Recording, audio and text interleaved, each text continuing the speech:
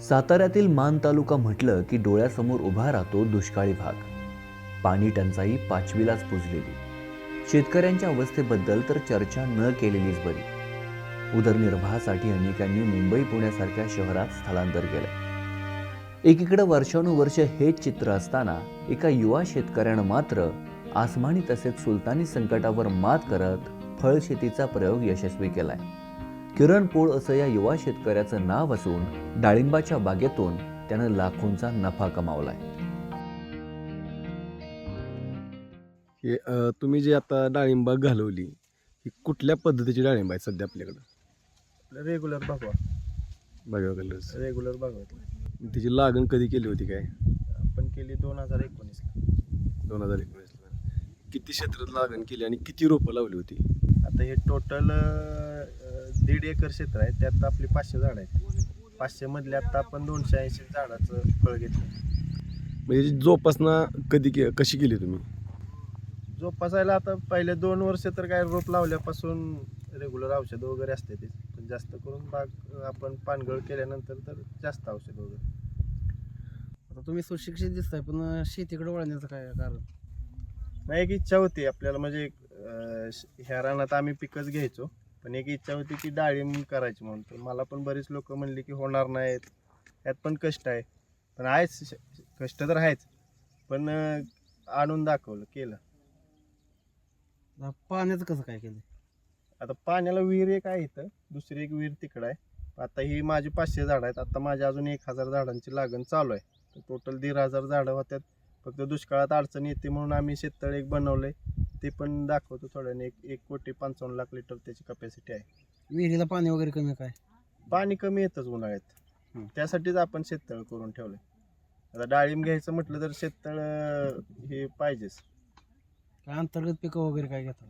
सुरुवातीला घेतलं होतं 1 वर्ष कांदा. हं. हे भांडवल बाहेर निघालं आणि मग परत बंद केलं. म्हणजे परत घेऊ पण नाहीतर परत त्याच्यावरचे सगळे रोगाचे प्रादुर्भाव ह्याच्यावर येतात.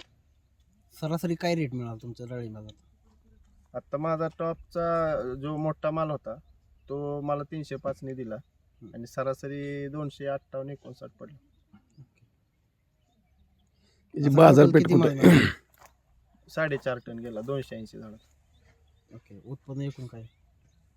उत्पन्न टोटल 4-1 लाख धरून चालू. ही सगळा मोठ्यातला सगळा, म्हणजे जम्बो साईज असते. त्यात सगळे साधारण वेट काय त्याचं? 500 ग्रॅम 450 ग्रॅमच्या पुढचे सगळे जम्बो मध्ये जाते. ओके. साधारण ही साईज राहते त्याची. आणि सरासरी मधलं? सरासरीमध्ये मग आता हे काय करतात, म्हणजे ह्याचा नंबर वेगळा आहे, 3 नंबरमध्ये जाणार, ह्याच्यापेक्षा थोडं मोठं ही 2 नंबरमध्ये येणार, असं ह्या तिघांचं ॲव्हरेज काढलं जातं. म्हणजे प्रत्येकाचा रेट वेगळा मिळतो की? वेगवेगळा. आता हा 300 ने गेला तर हा 250 ने जाईल, हा 200 ने जाईल. एकूण म्हणजे झाडं कुठं आणली?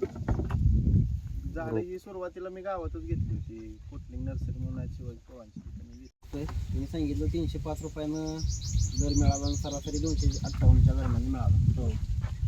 हे सगळं करत असताना एकूण खर्चाचं ताळमेळ कसा बसवला? तर साधारण काय होतं, सुरुवातीला आपण ज्यावेळेस बागेचं नियोजन करतो, घराचे ज्यावेळेस आपण स्टार्ट करतो त्यावेळेस सुरुवातीला पहिल्यांदा कागद, ते कळक, ही त्याचं म्हणजे ही इन्व्हेस्टमेंट होती. आता ही आपल्याला काय 4-5 वर्ष तर याला काय होत नाही.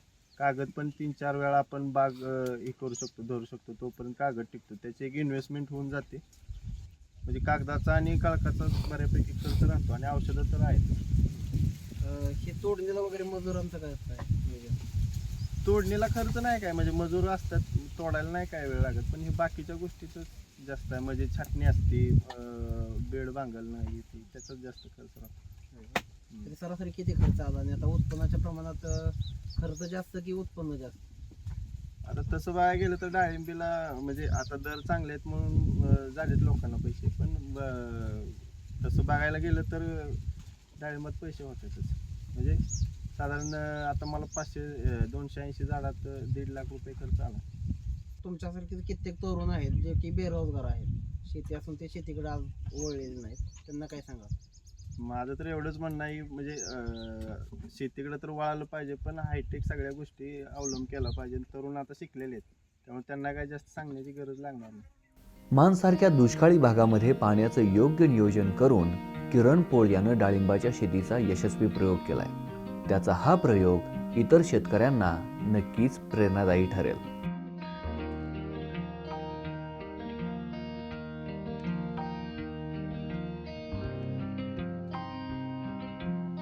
साताऱ्याहून संतोष शिराळे, महाराष्ट्र टाइम्स ऑनलाईन.